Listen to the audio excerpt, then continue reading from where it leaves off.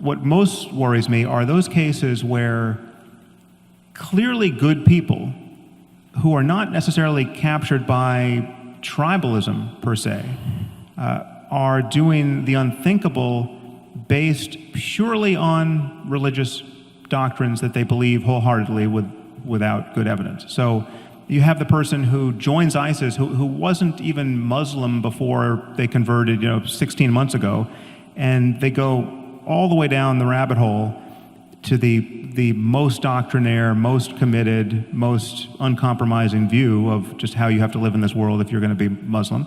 And they join ISIS based on the idea that salvation only goes one way, and that dying in defense of the one true faith is the best thing that can happen to you. There's no question that there are individuals who have made that journey. In fact, there are individuals by the thousands who have made that journey. And there are far more benign versions of that. There are people who just waste their lives, I would argue, converting to whatever the belief system is, and just wasting a lot of time worrying about hell or worrying about the fact that their child is gay and the creator of the universe doesn't approve of that.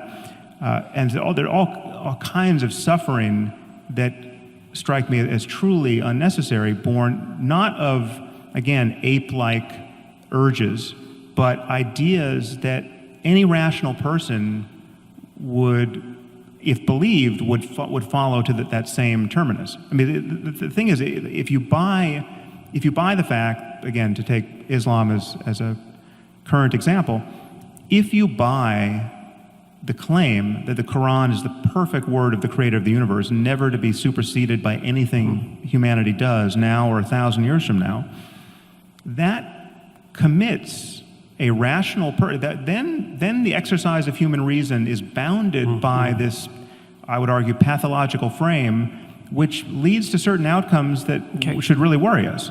Okay. So let's take that claim apart for a minute, because that's not your claim specifically, the claim that you were describing. See, because that's really not the claim that religious fundamentalists make. The claim they make is worse than that, because they claim that the Quran, say, or the Bible for that matter, is the literal word of God. But more than that, they claim that their understanding of that word is correct, which means they conflate two things. Because you could imagine a situation where you had a book, and I'm not saying this is the case, it's an imaginative exercise, where you had a book that had all the answers, that was extraordinarily complicated. And so that when you read it, it wouldn't be obvious that you understood it, or perhaps it wouldn't be obvious that you didn't understand it either, but you're not going to be able to, you can't get an uninterpreted version of the book. And so the fundamentalist claim is far worse. It's that not only is there an absolute reality, truth, embedded in the book, but that their particular take on that absolute reality is the absolute take on that book. And so they conflate their own, they make an assumption of their own omniscience and then pass that off onto God, so to speak. Except in their defense, and I don't often rise to the defense of fundamentalists, it's very easy to get there because some of the claims in the book are not at all hard to parse. In fact, so many of them can only be honestly interpreted one way. So to take, again, an example that will be not inflammatory to you, but makes the point, it just says that the remedy for theft in the Quran is to cut the hands off a thief. I mean, that is the unambiguous injunction. It's not an allegory. It's not.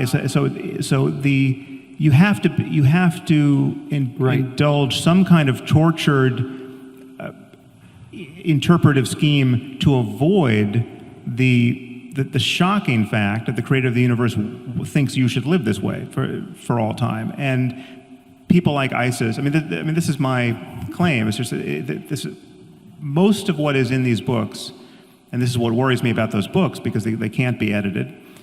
Most of what's in the books is clearly not the best that humanity is capable of in the ethical domain, or in the.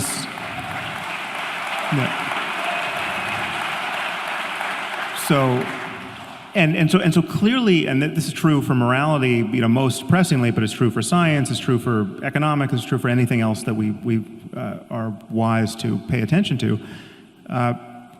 It's like slavery is condoned in the Bible, in both Testaments, and in the Quran. There's no getting away from that. Now you can say, well, it's not the central thrust of any of these books, but if you go to the books and try to figure out what the creator of the universe wants with respect to the owning and needless immiseration of other people, right? He expects you to keep slaves, and he's told you how to do it. You know, don't knock out their eyes and their teeth. Don't take, if you're a Muslim, don't take other Muslims as slaves. But it's not an accident that the people who joined ISIS thought that it was absolutely kosher to take slaves, to take sex slaves, and I mean, they were even their use of their sex slaves was conducted as a sacrament, and that's not an accident. I mean, they were praying over the Yazidi girls before they raped them. So this is not unlike what many people expect. It's not that this doctrine is being used as a pretext for people who would otherwise do terrible things like take sex slaves and rape them. And so there's no net damage being done here by this belief system. No, these are, I would argue, in many cases, psychologically normal people who are simply convinced of the absolute veracity of these ideas. And in this case, the perfect example of Muhammad as the most self-actualized human who's ever existed. And you know, what did Muhammad do? Muhammad took sex slaves. So you know, then once you grant that, and this is where there's a tension between, you know, how we pursue the same goals. Like, you know, as we've just established, we have many of the same goals. But insofar as you make religion look palatable, insofar as you suggest to your audience that they can have their religious cake and eat it too, they can have their reason, they can have their respect for science, they can have a 21st century worldview, but they can also hold on to everything they love in Christianity or fear to lose. And it's undoubtedly mostly Christianity, but whatever, any religion.